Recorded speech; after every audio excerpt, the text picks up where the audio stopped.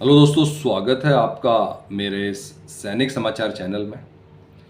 दोस्तों, आज की वीडियो में बात करेंगे 8वें वेतन आयोग को लेकर। एक बड़ी खबर आ रही है। 8वें वेतन आयोग में मिनिमम सैलरी कितनी होने वाली है, फिटमेंट फैक्टर का क्या स्टेटस रहेगा। 8वें वेतन आयोग पर जो अभी बहुत सारी चर्चाएं चल रही हैं।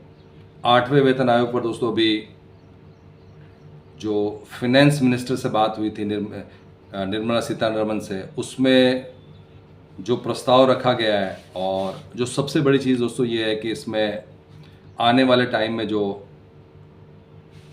जो बजट आ रहा है उसमें इसकी चर्चा होना बहुत ज़रूरी है।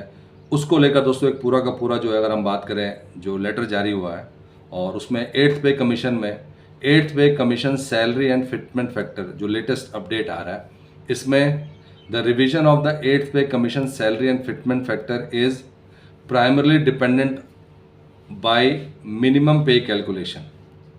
और इसमें क्या होगा दोस्तों, जो मिनिमम पे कैलकुलेशन होगा उसमें जो है, जो मिनिमम पे में जितना भी परसेंटेज इंक्रीज होता है, तो आप 8th पे कमीशन से क्या उम्मीद लगा सकते हैं। उसमें सिंपल है कि इंटायर पे matrix will be influenced by the percentage of increase in minimum पे। कितना मिनिमम पे में परसेंटेज इंक्रीज है उसके ऊपर बेस रहेगा। To summarise the calculation and projection given below, increasing the minimum pay by 34.1% and neutralizing the DA would result in fitment factor of 2.28। तो दोस्तों एक चौंकाने वाली बात है, जहां पे अभी हम फिटमेंट फैक्टर बात कर रहे हैं 2.8 की। The calculation and projection given below, increasing the minimum पे जो है वो आपका 34.1% है, और neutralising the DA would result in fitment factor of 2.28। अगर हम लोग डीए को न्यूट्रलाइज करते हैं तो 2.28 हो जाएगा। तो दोस्तों इसमें जो है टोटल, जो अगर हम बात करें कि अभी क्या चलने वाला है, तो the minimum pay is computed in the accordance with the 15th ILC norms. जो भी अक्रॉड फॉर्मूला है उसके बेसिस पे होगा, considering the percent market price of essential commodities for a family.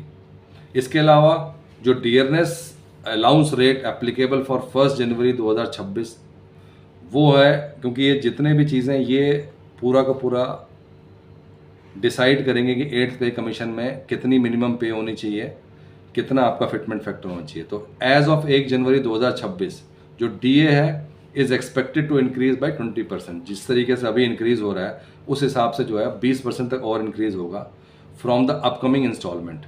Currently the rate is 50%, जो कि जनवरी 1 से था। There are still 4 instalment of DA to be released.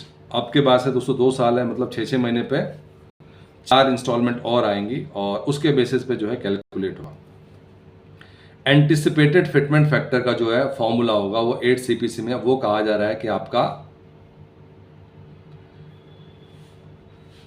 देख सकते हैं कि एंटिसिपेटेड फिटमेंट फैक्टर और uniform multiplying factor in 8 CPC वो आपका होने वाला है 2.28। और सबसे बड़ी चीज़ दोस्तों ये है कि the cost of estimated from minimum pay calculation is next round off 41,000 which is the minimum pay may B recommended by 8th पे कमीशन। तो दोस्तों जो 8th पे कमीशन से जो है मिनिमम पे रिकमेंड होने वाली है वो जो है 41,000 है, विच इज़ द मिनिमम पे may be recommended by 8th pay commission operative from this is a 2.28 times of minimum pay 18,000। तो अगर फिटमेंट फैक्टर आपका जो है 2.28 होता है, तो अगर हम इसको जो है मिनिमम पे अभी जो है 18,000 है, उससे अगर हम मल्टीप्लाई करते हैं तो आप देख सकते हैं कि कहीं ना कहीं जो है ये आपका जो मिनिमम पे है ये 41,000 होगा। और आने वाले टाइम में दोस्तों ये जो कैलकुलेशन है इसके बेसिस पे ही जो है आपको जो बेनिफिट मिलना है और जो आपकी मिनिमम सैलरी हो इसी के कैलकुलेशन पे होगी। क्योंकि आप देख सकते हैं कि 5th CPC में जो आपकी मिनिमम पे थी 2550, 6th CPC में आपका जो है फिटमेंट फैक्टर आया था, 6th CPC शुरू हुआ था, उस टाइम पे था आपका 1.86, तो आपका हो गया था 7,000 रुपये। फिर 7th CPC में आपका जो फिटमेंट फैक्टर हुआ 2.57, और 2.57 फिटमेंट फैक्टर्स आपको पता है कि जो इंक्रीज था वो था 14%। तो कहीं ना कहीं ये जो आपको मिनिमम सैलरी जो है 7th CPC में वो कितनी होगी थी, आपकी होगी थी 18,000 रुपये।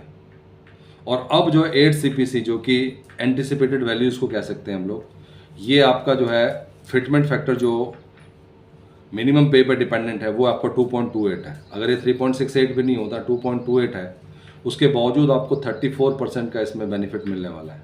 क्योंकि अगर आप 2.28 को अभी के मिनिमम पे से मल्टीप्लाई करते हो तो आप देख सकते हो कि इसमें आपको आपकी जो मिनिमम पे है वो 41,000 है। तो आप समझ सकते हैं दोस्तों कि 8वां वेतन आयोग कितना ज़रूरी है, क्यों 8वें वेतन आयोग पे इतना ज़्यादा जोर दिया जा रहा है कि 8वां वेतन आयोग लागू होना चाहिए। आप देख सकते हैं कि इवन अगर फिटमेंट फैक्टर भी जो है कम हो रहा है, 2.57 से 2.28 हो रहा है, फिर भी जो परसेंटेज इंक्रीज है वो 34% है एज कंपेयर टू 7 CPC।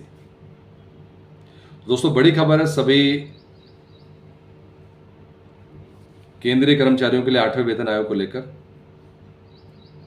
दोस्तों अगर वीडियो पसंद आए तो इसको लाइक कीजिएगा, शेयर कीजिए और सब्सक्राइब करना ना भूलें। Thank you for watching this video.